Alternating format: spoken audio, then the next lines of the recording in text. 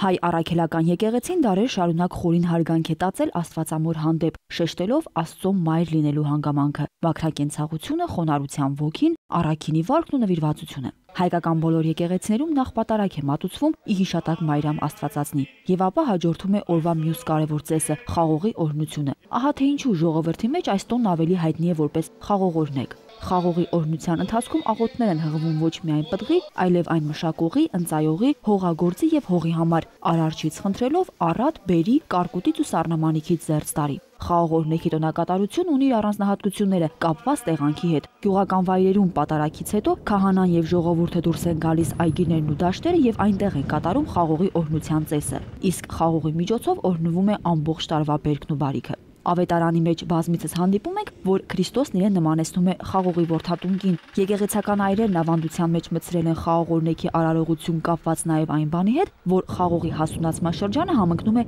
Աստվածամոր վերափոխման տոնին։ Իսկ ահա հայ առաքելական եկեղեցու Եգիպտոսի թեմում խաղող օրհնեքի արարողությունը կատարվում է Վարդավառի տոնին, կապված բնակլիմայական պայմանների հետ։ Տոնին հաջորդող օրը այս տարի օգոստոսի 16-ին մեռելոց է։ Բոլոր եկեղեցիներում հանգուցյալների հոգիների խաղաղության համար կմատուցվի հոգեհանգստյան սուրբ պատարագ, որից հետո մարդիկ կարող են այցելել իրենց հարազատների շիրիմներին։